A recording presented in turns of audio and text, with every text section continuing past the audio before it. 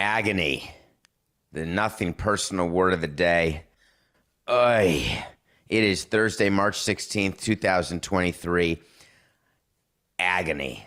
I feel it. To all the Mets fans out there, to people just waking up and not realizing what happened. Yesterday was the best that baseball can be and the worst.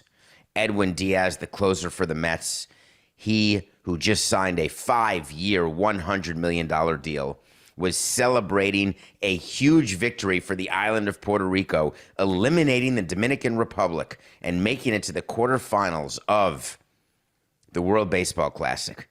Gets the last three outs, strikes out the side, takes out the behemoth Dominican Republic with the lineup of all lineups with Juan Soto, Manny Machado, Julio Rodriguez, Rafael Devers. There's no end in sight. Puerto Rico prevails. They're no schleppers themselves with their bullpen, their lineup. Everybody converges on the mound. Everyone's celebrating. The sold-out crowd at Marlins Park is going crazy. And all of a sudden, they're waving to the dugout like, hurry up, come here. And within the group of humanity that was jumping up and down, there was a man on the ground, and it was Edwin Diaz. The closer for Puerto Rico, the closer for the New York Mets, the World Series favorite, one of the favorites to win the World Series. They, of the $500 million payroll, including luxury tax payments, was wheeled off the field by an old trainer of the Florida Marlins with an obvious right leg injury. Right knee is what I suspect it is. Potentially a torn ACL, we don't know.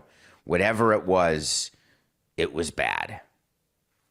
And all of a sudden, Twitter and every other Mets fan everywhere started yelling, "We're cursed. The WBC stinks. Cancel it.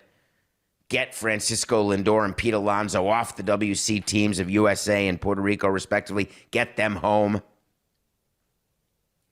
Let me break this down in 4 levels for you as we talk about the WBC. As nothing personal fans, you know I told you why owners don't like the WBC. They don't want their players to be injured. If you watch that game, you recognize, even if you don't know what you're looking at, that that had the intensity of a World Series game. The players said it themselves. Johnny Cueto, the starter for Dominican Republic, the newly signed player for the Marlins, pitching in his home park in front of his home fans, gives up several runs in the third inning after 2 scoreless, looking as though he had just lost the home opener or a playoff game. The players themselves talking about this is Game 7. The announcers saying it's being managed like a Game 7. It's a win-or-go-home game in the World Baseball Classic. It is the dream when you set up this tournament.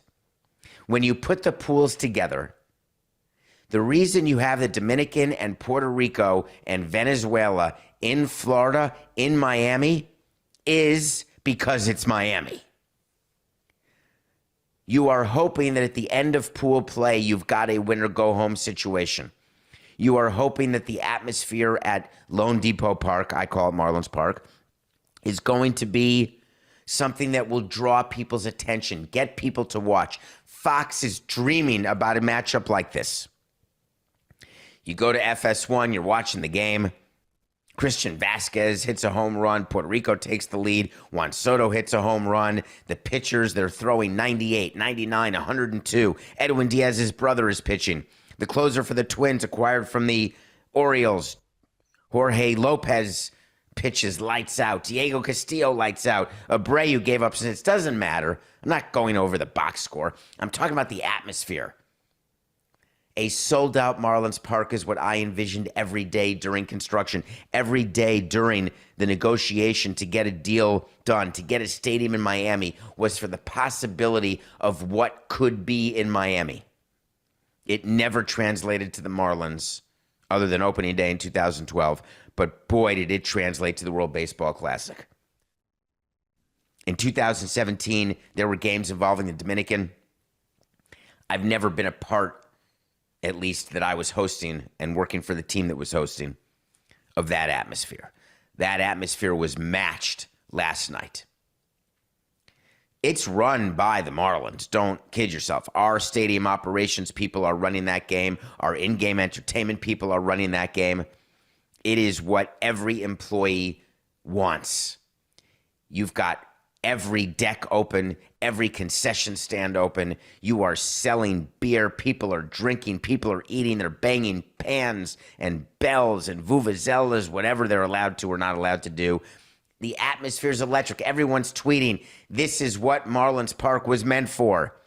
Baseball in Miami, it's perfect. Everything is going great. The commissioner's watching, looking forward to the semis and the finals when he will appear. He wasn't at this game that I know of. When you imagine this tournament, it all came down to this game.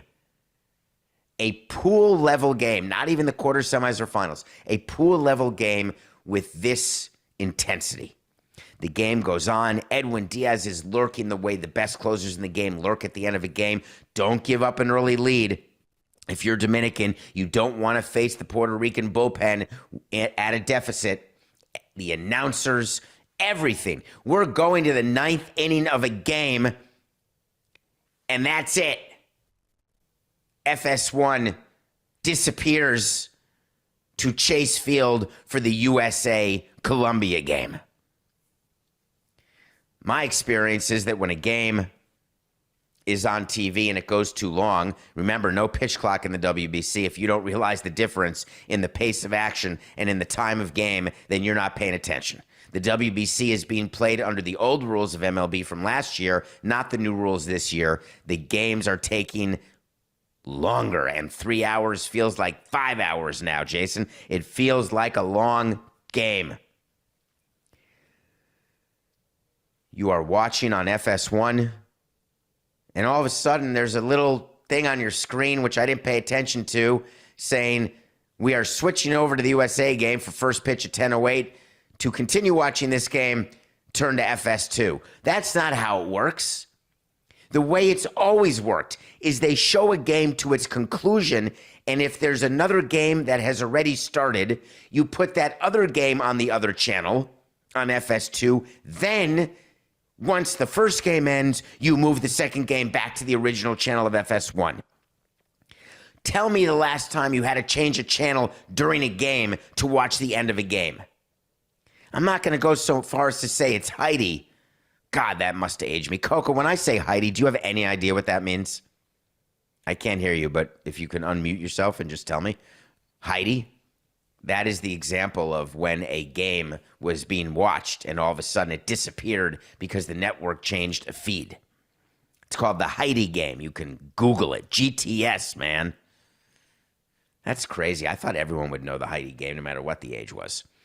Once the Heidi game happened, everybody was up in arms and said, never again. We are never going to break away from a sports game that is not concluded to go to our, quote, regularly scheduled programming. That's how it always ended up after the Heidi game, which is we now return you to our regularly scheduled programming. That's how it happened, that 60 Minutes would always start at 7:09 instead of 7:00. If you tuned in to watch 60 Minutes, we will be here at the conclusion of this game. That's how it's supposed to work. Instead, I got to find FS2 on my TV. Go to FS2.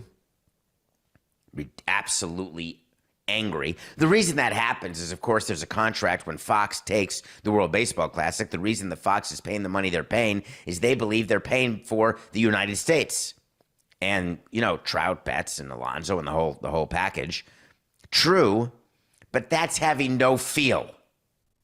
But there was a commitment that the USA games will be on the major one, FS1, not FS2, and Big Fox, not FS1. All of that is predetermined in advance, which leaves no room for interpretation of a guy in the control room. Take away the decision-making power of everybody. Make sure that nobody gets to say when there's feel involved. Make sure that you take one of the great atmospheres and you shove it right up your remote's keister. So we switch over to FS2 because, of course, anybody watching this game is switching over to watch Edwin Diaz close the game and seeing if the Dominican, which could have been the #1 favorite depending on what book you looked at, the favorite to win the tournament, about to be eliminated. Obviously, you can get back and watch the World Baseball Classic USA team after the conclusion. So go back, Edwin Diaz, strikeout, strikeout, strikeout. Everyone rushes the field like they won the World Series. They're jumping up and down in concert, hugging. All of a sudden, they separate like the Red Sea. Everybody waves out. If you're watching this on Nothing Personal with David Samson YouTube channel, you can see the gesticulation. If not, you can just hear it, which is good. We like people who just hear it, but you could do both. You could watch and listen at the same time. Then we get a double. They're waving, hurry up, get out here. You don't know if it's which player it is. You don't know anything. The announcers are going crazy. The fans are going crazy. They have no idea what's happening. I have no idea what's happening because I'm a cord cutter. I'm on Hulu. By definition, I'm a few seconds behind. I get a text from Coca. I figure Coca's saying, hey, I'm so happy. I'm a Mets fan. Those are my guys. I'm so happy because of his ties to Puerto Rico. Everything's great. And all he says, I want to read you the exact text as I received it with the timestamp from the producer, our producer, the esteemed, the one, the only, yes, I'm delaying because I can't find it, Matthew Coca. Here it goes. Ready? Wait, when was this? Did you want me? Okay, that was 9:30. Hold on. Okay. 3 outs away. Okay. They just moved the game to FS2, unreal. We talked about that. And then I'm trying to change channels. That was my response. This is real. I love live shows. I'm telling you exactly what happened. At 11:04, at 10:04, he writes to me, they just moved the game to FS2, unreal. I responded, 10:05, I'm trying to change the channels. Keep in mind, I'm David. So I've got the remote. I'm trying to figure out how to get to FS2. Great. Nothing until 10:23. The Mets are effing cursed. My response immediately at 10:23 was, why? Because I'm a little behind Coca. And he responds also at 10:23, Edwin Diaz heard celebrating. And I respond, OMG, just seen I am behind you. You just saw a little insight into the amazingly intellectual discourse between me and Coca during games and while we're doing stuff, thinking about the show. And then we go on and talk about how, wow, this is going to lead off the show, get rid of what we were going to have lead off, which was Aaron Rodgers, and start talking about Edwin Diaz.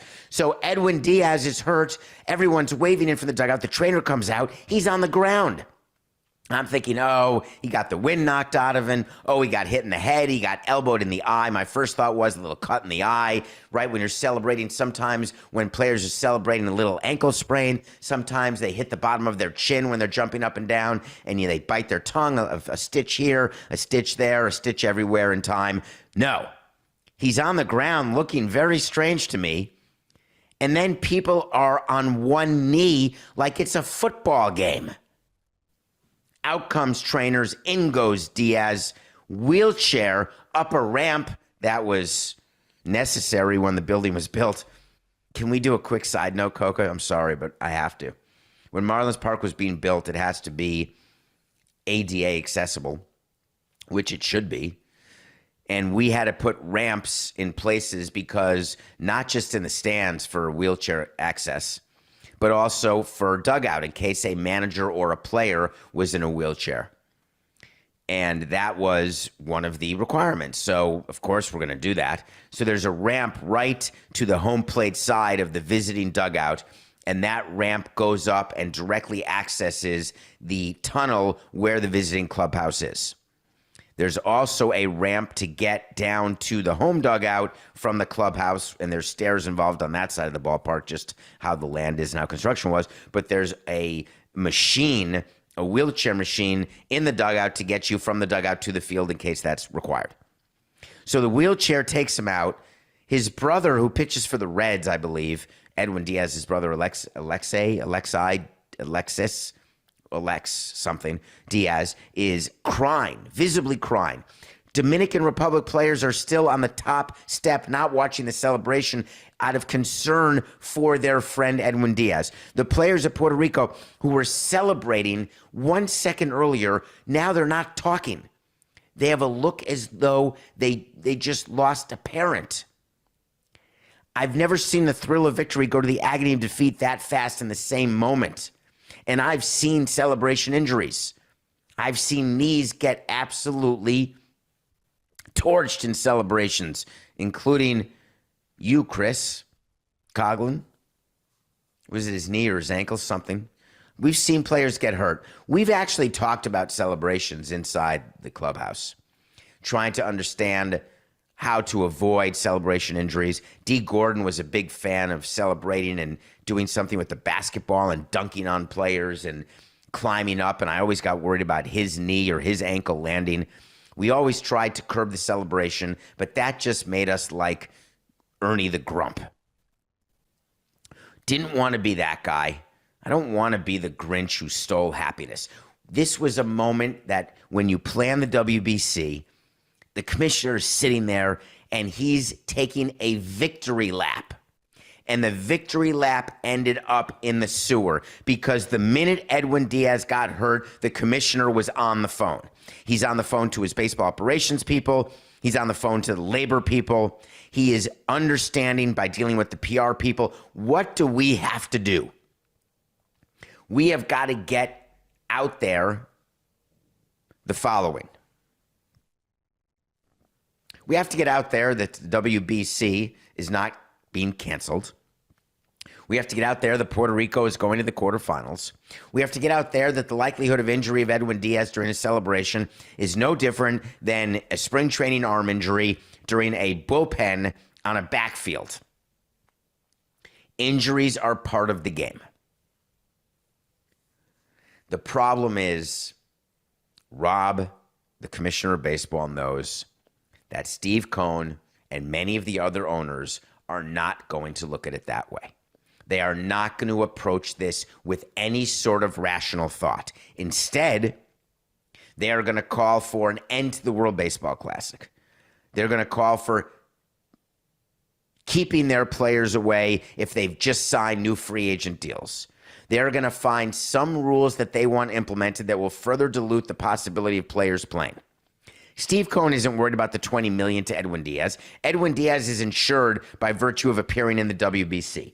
If he cannot play this year because of the WBC, his salary will be paid by MLB.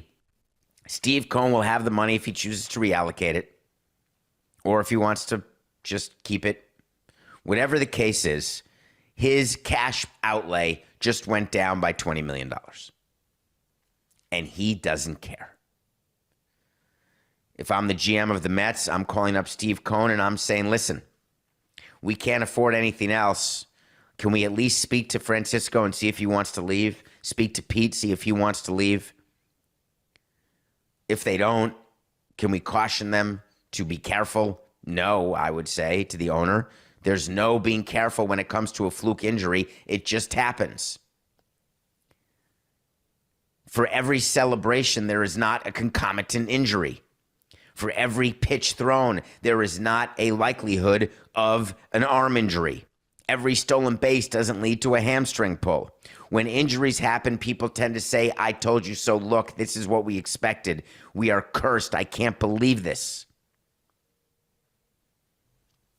Even the competitors in the National League East don't want to see Edwin Diaz go down like that.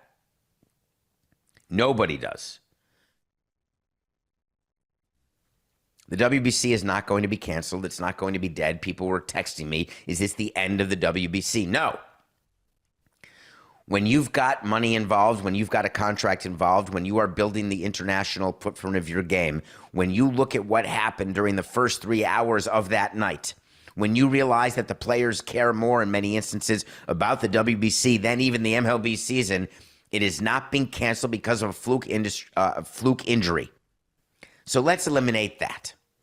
2, will it change the eligibility rules? Will it give players an opportunity to potentially decide who gets to play, who doesn't get to play? No, it's not going to change that either. Will it change what players do after winning a quarterfinal game or a pool game like this or a semifinal game? No, it will not. The sad reality is that the Mets are simply unlucky, that Edwin Diaz is unlucky, period. That's all. And that's okay. It doesn't make it better. It doesn't make it feel better for anybody waking up this morning. And my last point about Edwin Diaz is this. The Mets announced yesterday that there was a right leg injury, and they'll have more information at a later date when appropriate. Part of what we built at Marlins Park was an x-ray machine. There's an x-ray machine right next to the home clubhouse, unless Jeter removed it. There is no question, as a Met president, I am getting his x-ray last night after the game, and I am not waiting to put him in the MRI tube until today. The MRI hospital where we go as Marlins players is 5 minutes from Marlins Park. It is a 24-hour hospital. I want the images. I want my team doctor looking at them. I want to know. I am not willing to wait. Don't give me the BS. Oh, it's swollen. They're going to let the swelling go down. It's no problem. Let's send him home. We'll wrap it, send him home, and we'll bring him to the hospital the next day, meaning today, for MRI. If it's a scrub, a 26th man, a guy that I don't care much about, definitely. I'm not going to make someone come in during the off hours. If it's my star closer, you can bet your bippy that I'm having the MRI right then and there, and I'm getting the results immediately. I'm not going to tell anyone. We're going to still release the same thing to the public, which is, hey, we don't know. We're waiting for results. It's my favorite expression from Nothing Personal when people have MRIs or x-rays. The team is awaiting for results and will have no further comment until such results are received. Horse hockey, they get the results that second. Literally that second. The Mets are just unlucky. They signed a great, one of my favorite free agent deals was Jose Quintana. I want to do a quick shout out to Jose. There was a lesion on his rib. We thought that it was a fracture. That what was being reported was a stress fracture. It turns out to be a lesion. It is benign. Thank God. All of that said, there is going to have to be some sort of bone graft surgery. They're going to have to remove it. The Mets announced that their pitcher is not going to be back for 3 months. Here's the thing about a rib injury and a surgery like that, is that Quintana is going to be out for longer. They're saying maybe July, but if you're out April, May, June, you've got to build back up as a starter. They could put him in the bullpen, depending on how desperate they are. They may move into the bullpen now that Edwin Diaz is hurt. But I just wanted to give a shout out to Jose Quintana. Thank God that it's benign. Good luck with recovery. He is such a good guy when I had the chance to meet him. Wait to see when I tell you something's going to happen. If it does, we'll revisit it. If it doesn't, we'll revisit it. I have a double wait to see today. Not getting any attention was Freddie Freeman of Canada being pulled out of the game for a hamstring injury. This is the Dodgers' best hitter, an MVP candidate, maybe the best player in baseball, certainly in the top 5 in all of baseball that people don't talk enough about. He hurt his hamstring. The Dodgers can't be very happy about that. Hamstrings are tough. They called it a minor injury. They pulled him out the minute he complained of tightness. But here's the thing about a hamstring. The minute you complain of something hurting, that's too late. It means it got hurt. So wait to see the following 2 things. 1, Freddie Freeman will not be in the opening day lineup for the Los Angeles Dodgers. Hamstrings are so difficult, and you've got to rest them. If you come back too early, they are risking, the Dodgers are, and Freddie, having that bother him all year long. Freddie Freeman will miss opening day for the Dodgers. Another World Baseball Classic injury. The second wait to see is that Edwin Diaz is out for the season. And I say that because of my experience, not because I'm practicing medicine without a license. It's not because I want it to be the case, because it's content. It's when that happens to a knee, it generally involves ACL, MCL, some sort of tear, some sort of blowout, an Achilles blowout, an ACL rip, and those things cost you more than 6 months. Right now, we've got April, May, June, July, August, September. Could he be back for October? They could announce that, but unlikely. Edwin Diaz will be out for the season, and it will cause a lot of angst for the commissioner's office, for Mets fans, and for Mets executives. What the Mets will not do is go sign and acquire a closer right now. The Mets will see how the season goes, and they will acquire the best reliever from the worst team for the deadline. So just be aware. Okay. Let's take a break right now. So Coca just told me we've been doing this for 25 minutes. I thought it was only 18 because I'm used to recording at 8, and we started a bit earlier. Sorry about that, Coca. Let's take a break. When we come back, we're going to review a TV show that you told me to watch, which I did, and then we have to answer a question that you asked about Ja Morant. We will be right back. Welcome back to Nothing Personal. It's David Samson. Thank you so much for rating, reviewing, subscribing, doing all the things you do that make Nothing Personal what it is. I watch a movie every day. Keep giving me suggestions. One of you told me to watch the Pez Outlaw. The Pez Outlaw is a mini-series on a channel. I don't know what it is. I assume Netflix. It is a short series, maybe 3 parts, 3 episodes. This is an absolutely true story about a man, a crazy guy. Pez, do you know the candy? Did you know there's an entire underground army of people who collect Pez dispensers? They've got shows where you travel around in conventions where they're selling Pez dispensers. And this is the story about a guy who was the biggest Pez collector dispenser, and then all of a sudden had a falling out and started his own sort of competitive Pez dispensary. My guess is that was not the only dispensary that this guy visited. And he and his son form a duo, and they become a competitor to Pez and the company that makes it. It's got intrigue. It's got spies. It's got violence. It's got insanity. It's got a guy who looks like he was in ZZ Top, who is the most loving man, great husband, part of the most unusual story about Pez. The reason it's called the Pez Outlaw is he was targeted by the company that makes Pez to be put out of business for what he did with Pez. It's insanity. I would suggest a double feature of Half-Baked and then the Pez Outlaw, and I would make sure that you may do a little refresher prior to episode 1 of the Pez Outlaw, because that will enhance your viewing experience. And speaking of Half-Baked, Coca, you know what I want?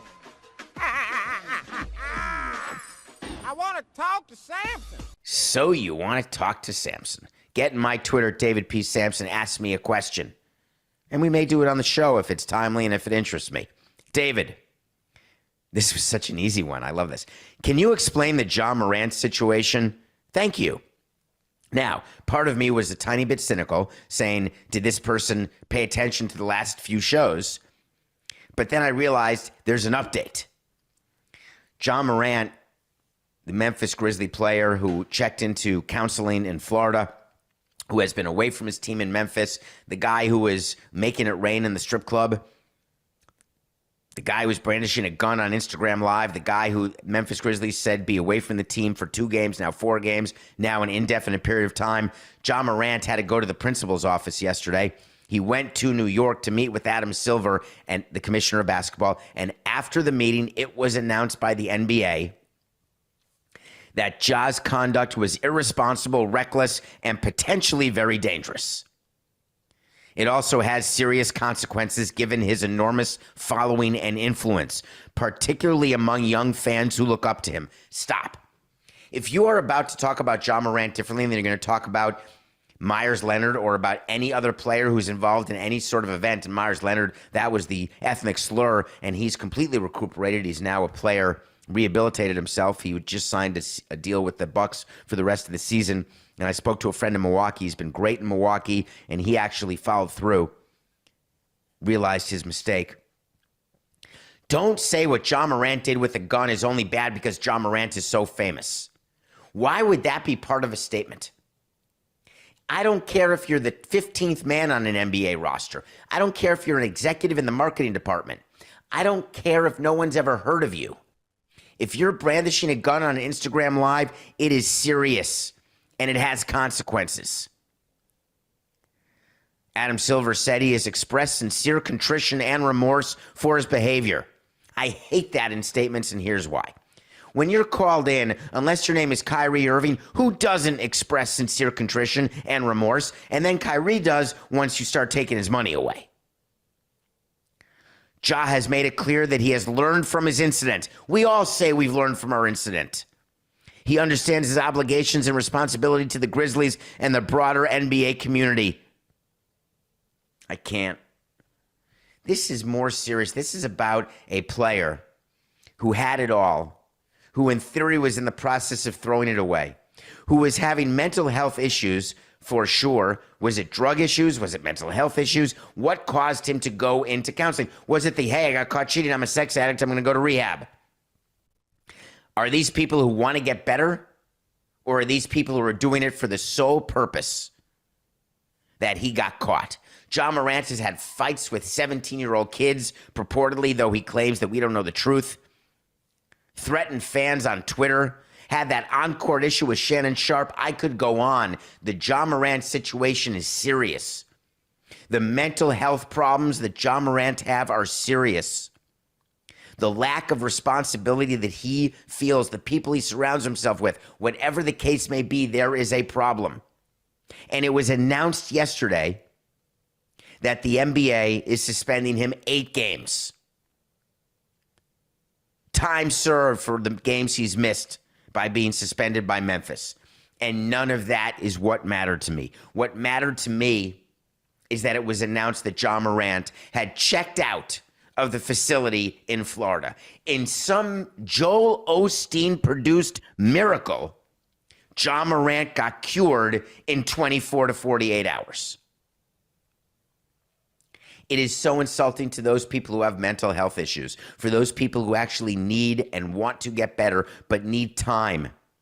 You find me one mental health coach, one real psychologist who can tell you that the problems affecting Ja Morant got cured in one day, and I'll find you someone who got the diploma out of a Cracker Jacks box. It's not even worthy of the word horse hockey. It's too serious for that. Adam Silver's trying to make sure everything's okay, get him ready for the playoff push.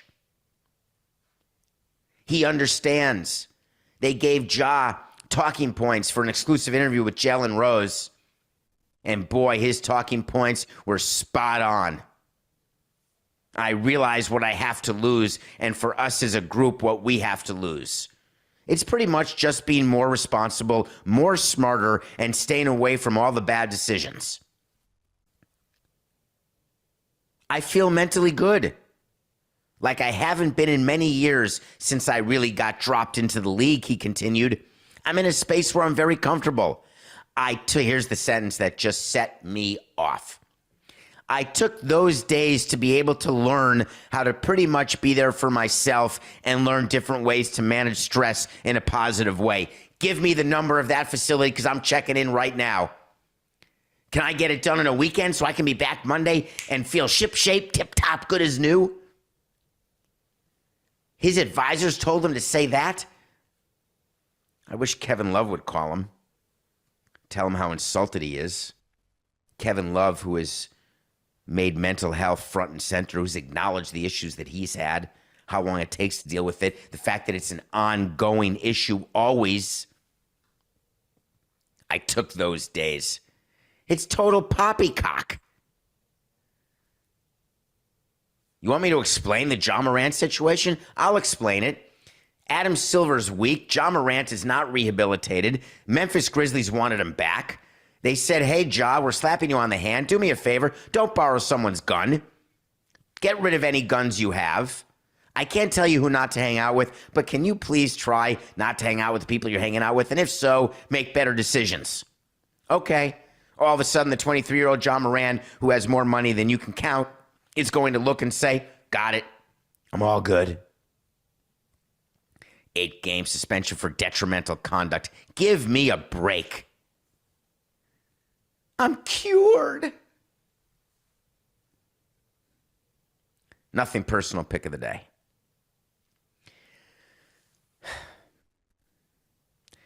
The Memphis Grizzlies had to play without Ja Morant. Do you remember what I told you about the nothing personal pick of the day, by chance?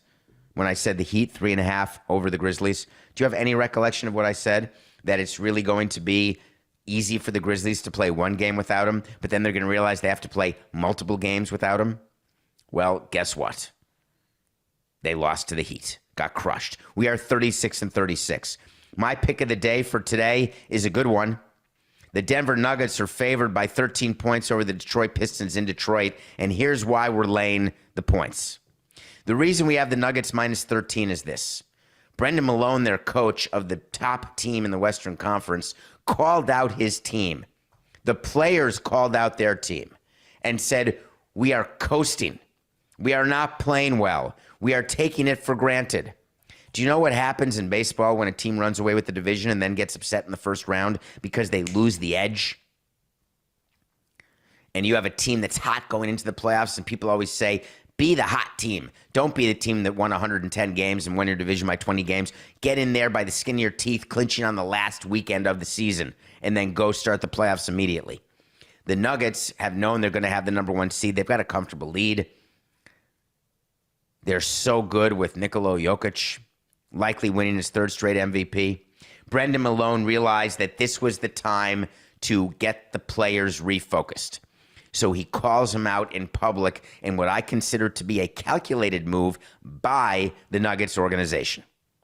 The players had to acknowledge the truth of that statement, which they did. The Detroit Pistons, sadly, are going to be on the wrong side of this. I expect the Nuggets to win by at least 20 points tonight in Detroit, excuse me. And please make sure that Murray and Nikola are playing. Nuggets minus 13 over Pistons. So Pat McAfee has a big show. I quite am proud of what he has done. It's pretty cool. Former punter, bet on himself, started his own media conglomerate, works extremely hard. 99.7% of the time he's working. Has Aaron Rodgers on as a consistent guest.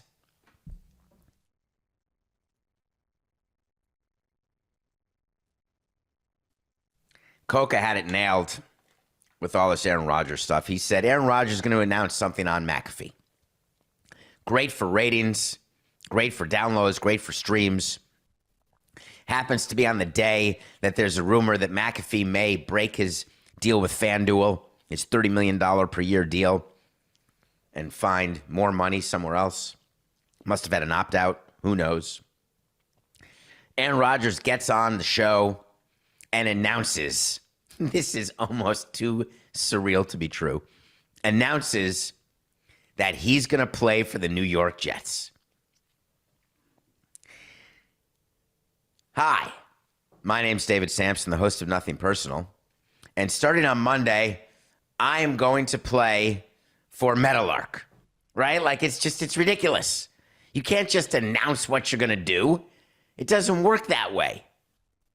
Aaron Rodgers is part of Green Bay. He's a Packer. He's not a free agent. You can't just say, I'm playing for the New York Jets.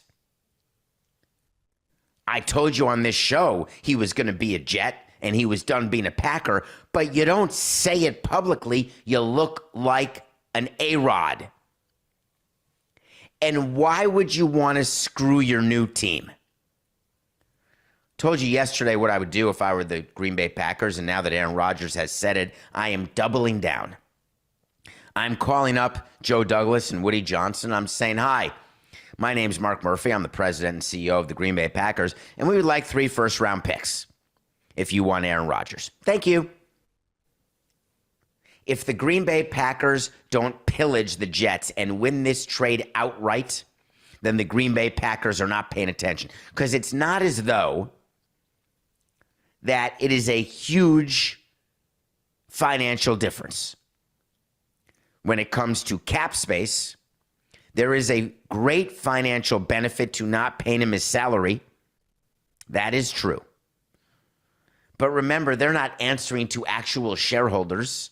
If you own a share of the Green Bay Packers, you have no vote, no say, no nothing. Frame it, put it on the wall, or put it in your bathroom and use it as toilet paper. People say that Green Bay is a publicly held company. It's got a board of directors. They make the decisions. You have zero voting shares. Zero. None. You can go to a meeting if you want and get a piece of cheese. Why do the Packers have to do anything for the Jets? They don't. If I'm Woody Johnson of the New York Jets, and I flew all the way to California to meet with this guy, I'm saying, do me a favor. Play it cool. We're trying to trade for you. The Packers have made it clear they're moving on from you. They're going to be playing Jordan Love as the starting quarterback. But don't do anything that would hurt our chance to acquire you. Just shut the yapper. But Aaron Judge, 4.869. But Aaron Rodgers could not help himself. He had to make it clear that he's made no demands for the Jets to sign players. He had to make it clear that Adam Schefter doesn't know what he's talking about, and had to publicize the fact that Adam Schefter, when asked and texted Aaron what's happening, was told to lose his number. Had to make it clear that he is committed to Pat McAfee, or committed to controlling his own narrative. Is he that dumb? And I don't like criticizing people's intelligence. I don't like any sort of talking down about a person who I don't know only by reputation. But I'll tell you, I'm 1 degree away from people who know him. What's going through a player's mind other than hubris, ego, narcissism when they go on a show and say something like that? I was just curious. Do you think the Jets called him after and were absolutely pissed off? No, they don't have the guts to do it. Do they have the guts to overpay? The fan base has to get Rodgers now. They want him for whatever reason. It's not like you're acquiring Mahomes or Burrow or Lamar Jackson. You're acquiring a 39-year-old who, in theory, the odds of the Jets, and you're going to see this on all the shows. You'll see it on CBS and everywhere else. They'll give you the sportsbook odds. The Jets' odds to win the title have decreased since the rumor of Aaron Rodgers coming to the Jets. They're now plus 1,400. They were plus $5,000, whatever they were. Maybe they'll go down to plus 13, plus 12. That's because people are homies, and they love the Jets, and they're betting the Jets, thinking he's the savior. I already gave you the way to see that they're not going to make the playoffs, and I gave you the way to see he's going to be a Jet. But now I'm concerned that I'm wrong. Because what if the Packers say to themselves, what if they say, you know what? Screw him. We're going to have him hold the clipboard. It is going to be incredibly fascinating to watch. I'm not even picking up the phone to call the Jets if I'm the Packers. The Jets have to come to me now. That's easy negotiation, easy tactics. Aaron Rodgers blew it. The Jets have no leverage. They will overpay for Aaron both financially and in trade capital. And the Packers will laugh all the way back to contention and figure out whether Jordan Love is worthy of an extension, which is what they were trying to do anyway. It's working perfectly for the Packers. And Aaron Rodgers totally screwed it up, but it was good for ratings. All right, NCAA tournament. I don't like this first four out, last four in. Everyone's playing it's just adding extra games. Why not just go full World Cup and increase the number of teams from 64 to 68 to 69 to 84 to 102? Just put everyone in. Why should there be any snubs? Anyone who has a chance, lace them up. Hubert Davis, you're in. Jonathan Holloway, Rutgers, you're in. Everybody's in. No problem. 16 plays 16, but then 11 plays at 4 in and out, whatever. People have been asking me about the MPDS brackets. Every year with CBS, we've done a bracket pool, and we've had a big reward for the people who wins. We are not doing a bracket pool this year because I'm out of rewards. I'm out of prizes. No, I'm just kidding. We are not doing, about the last part, we are not doing a bracket pool this year. But I have a commitment that is not even a wait to see because it's a guarantee. Next year, when we do the bracket pool, it's going to be epic. You better believe it. And it's all part of my overall theory, along with Coca, that it's just business. Have a great day. This is nothing personal.